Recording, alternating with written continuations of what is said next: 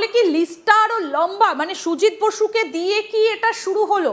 এই যে গ্রেপ্তারি বা গ্রেপ্তারির আশঙ্কা, এটা তো মমতা বন্দ্যোপাধ্যায় অনেক আগেই একটা আশঙ্কা প্রকাশ করেছিলেন। তাহলে কি এই লিস্টটা আরো লম্বা? কারা কারা থাকতে পারেন এই লিস্টে, টার্গেটে কারা কারা? যদি আমি বিজেপির ম্যানিফেস্টো দেখি, বিজেপি বলেছে সিন্ডিকেট রাজের খতম করবে, কাটমানি কালচার বন্ধ করবে, তাহলে তো লিস্টটা লম্বা হবেই। এর তো সবে মানে ওই কি বলে শুরু শুরু হলো, এবং এর আগামী দিনে কি বলে আরো আরো অনেক কি বলে পুরো মানে পুরো ভোট পর্যন্ত এটা চলবে। কারণ দেখুন, প্রত্যেককে যারা গ্রেপ্তার হচ্ছে তাদের সঙ্গে কোনো না কোনো পুরসভা যুক্ত আছে, এবং এই পুরসভার সবচেয়ে বেশি টাকা, একটা কথা আপনাকে বলি, মানে পশ্চিমবঙ্গে হয়তো এমএলএ ল্যাডে টাকা পাওয়া যায় 80 লক্ষ টাকা, এমপি ল্যাডে পাওয়া যায় 5 কোটি টাকা, কিন্তু এক একটা পুরসভার রেভিনিউ, কলকাতা পুরসভার রেভিনিউ দেখানো হয় 5,500 কোটি টাকা, কিন্তু আদতে বাকি সবকিছু মিলিয়ে প্রায় 50,000 কোটি টাকার মতো। বিধাননগরের রেভিনিউ মানে শুধুমাত্র শুধু পুরো ট্যাক্স বলছি না, রেভিনিউ প্রায় 10 থেকে 15,000 কোটি টাকা। আমরা গত এতেও দেখেছি এই 6 মাস আগেই যে মুম্বাই মিউনিসিপাল কর্পোরেশন জেতার জন্য বিজেপি কি না কি করলো, এই দল ভাঙালো, ওই দল ভাঙালো, সিন্ডেকে ওইদিকে দিল, সবকিছু করে আলটিমেটলি ওই 1 লক্ষ কোটি টাকা রেভিনিউ ওয়ালা মুম্বাই পুরো বৃহন মুম্বাই পুর নিগমটা দখল করলো। তো ঠিক তেমনি বিজেপি এবার সামনে পুরো ভোটের প্রস্তুতি শুরু করে দিয়েছে।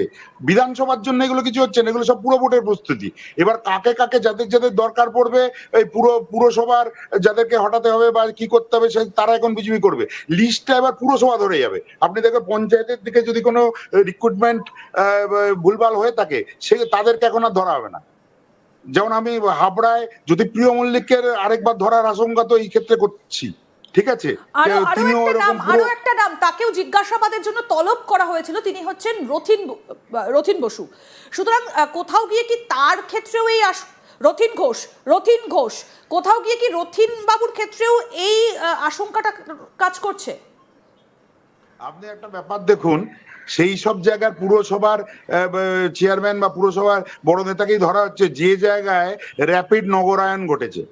মধ্যমগ্রামের চেহারা পুরো পরিবর্তন হয়ে গেছে, কত প্রমোটারই হয়েছে।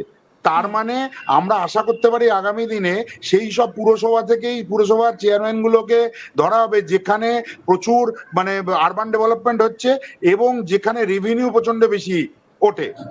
এবার রথিন ঘোষকে ধরলে যে রথিন ঘোষের থেকে কি কি বার হচ্ছে, কারণ রথিন ঘোষ আপনি আর ভেবে দেখবেন, রথিন ঘোষ কিন্তু মধ্যমগ্রাম পুরসভার চেয়ারম্যান ছিলেন। ফলে ওনাকে যদি একবার ধরা হয় তাহলে মধ্যমগ্রাম পুরসভার পুরো ব্যাপারটাই জানা যাবে। কিন্তু ওই পুরো এলাকার মধ্যে বারাসাতের ধারে কাছে মধ্যমগ্রাম পুরসভায় প্রচুর এরকম নির্মাণ হয়েছে, এবং এটার সঙ্গে প্রমোটারি রাজের একটা সম্পর্ক আছে। এর ফলে কোন কোন বড় বড় প্রমোটার আছে তাদেরকে করবে, ধরা হবে। ধরা যাক এবার শ্রীরামপুর পুরসভাতেও দেখবেন একটা ক্র্যাকডাউন হতে পারে, সেখানেও কিন্তু প্রচুর এরকম মানে হুগলি পুরসভাগুলোতে প্রচুর এই ধরনের নির্মাণ হয়েছে। তো এবারে সেই জায়গাতে ওইখানে জিতে এসছেন আমার যদি মনে হয় দিলীপ সিং। এবার সেই দিলীপ সিং এর কে ওখানে প্রতিষ্ঠা করার জন্য এগুলো সব হতে পারে।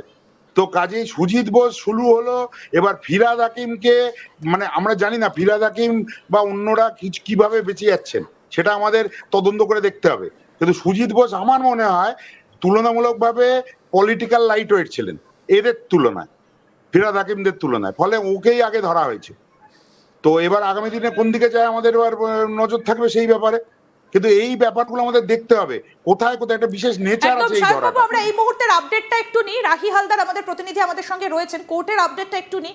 রাহি, সওয়াল জবাব পর্ব কি শুরু হয়েছে? দেখো, সুজিত বসুকে ইতিমধ্যে ইজলাসে নিয়ে যাওয়া হয়েছে, তো সওয়াল জবাব পর্ব সেখানে শুরু হচ্ছে। তবে এখনো পর্যন্ত সেরকম কোনো আপডেট এসে পৌঁছায়নি।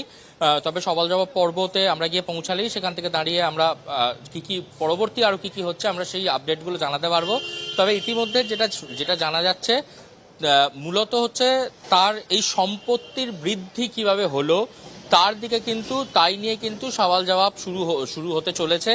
তাকে জিজ্ঞাসা করা হবে একেবারে মহামান্য জজ সাহেবের সামনে যে কিভাবে তিনি তার সম্পত্তি বৃদ্ধি করলেন, কোন কোন জায়গা থেকে তার সম্পত্তি বৃদ্ধি হলো, এবং এর পিছনে দাঁড়িয়ে তাকে এই নিয়ে কিন্তু তাকে বিভিন্ন প্রশ্ন করা হয়েছিল ইডি দপ্তরে, কিন্তু তিনি সঠিক উত্তর দেননি সেই সময়, এমনটা ইডি সূত্র মারফত খবর। তো সেই কারণে তাকে আদালতের সামনে একদম পেশ করে তাকে সওয়াল জবাব করা হবে যে কিভাবে তার সম্পত্তি এই অল্প কয়েক সময়ের মধ্যে একদম বিপুল আকারে গিয়ে পৌঁছালো, সেই নিয়ে কিন্তু সওয়াল জবাব শুরু হচ্ছে।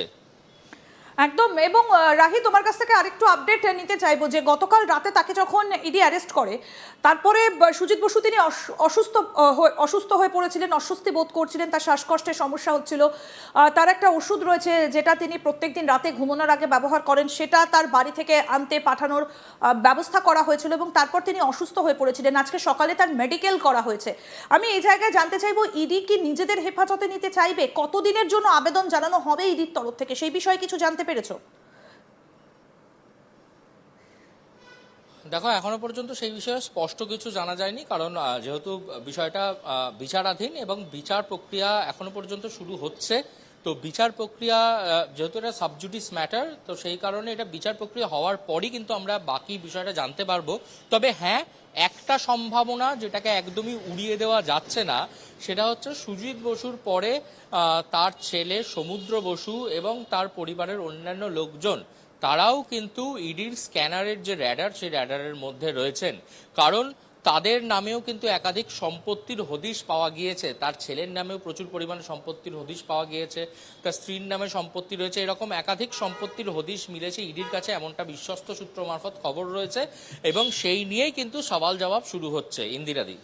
একদম। রাহি, তুমি আমার সঙ্গে থাকো, আবার আসছি তোমার কাছে। আমি সায়ক বাবুর কাছে যাব। সায়ক বাবু, এই যে যেটা রাহি জানালেন যে শুধুমাত্র সুজিত বসু নন, তার পরিবারের একাধিক সদস্য তারাও এই স্ক্যানারের তলায় রয়েছেন, ইডি স্ক্যানারের নিচে, এবং একাধিক সম্পত্তির হদিশ পাওয়া গেছে তার ছেলের নামে, এরকম একাধিক। কিন্তু সুজিত বসু যেটা বলেছেন যে এই টাকা নিয়ে চাকরি পাইয়ে দেওয়া বা একাধিক যে রেট চার্ট, যেটা সূত্র মারফত আমরা দেখতে পাচ্ছি সোশ্যাল মিডিয়ায় ভীষণভাবে ভাইরাল হয়েছে, যে রেট চার্ট, যে কত টাকার চাকরির জন্য কত টাকা নেওয়া হয়েছিল, এরকম একাধিক রেট চার্ট সোশ্যাল মিডিয়াতে এই মুহূর্তে ঘুরছে। কিন্তু সুজিত বসু বলছেন যখন এই মিটিংগুলো হয়েছিল বা এই বিষয় নির্ধারিত হয়েছিল তিনি সেখানে ছিলেন না। আপনি কি এটা বিশ্বাস করেন? না, উনি নাও থাকতে পারেন, কিন্তু ওনার দেওয়া রেড চার্টই কাজগুলো হয়েছে, 1 নম্বর। 2 নম্বর, এইভাবে রেড চার্ট দেওয়া হচ্ছে আর সেটা পুরমন্ত্রী জানতেন না, ফিরহাদ হাকিম জানতেন না? এটা তো অবিশ্বাস্য। এটা আসলে সুজিত বোসকে ওই জায়গা থেকে এলাকা খালি করার একটা খেলা হচ্ছে। আর আপনি যদি বলেন যে কি বলে এরপরে ওই দক্ষিণ দমদমের পরে মধ্যমগ্রাম, আপনার কাছ থেকে শুনলাম যে রতিন ঘোষকে নাকি টার্গেট করা হচ্ছে, তার মানে তো পুরো বারাসাত লোকসভা ধরে এবার ধরা হতে শুরু করেছে। এরপরে কি কাকলি ঘোষ দস্তিদার খুব দূরে থাকবেন? কিন্তু আমি এটা বুঝতে পারছি না যে সব্যসাচী দত্তকে কেন ধরা হচ্ছে না। বুঝতে পারছেন তো? তার মানে এটা এখানে একটা পলিটিক্যাল একটা ব্যাপার আছে। আর 2 নম্বর হলো যে এই যে রেড চার্ট কোথায় কি হচ্ছে, এটা এরা জানতেন না, এটা হতেই পারে না।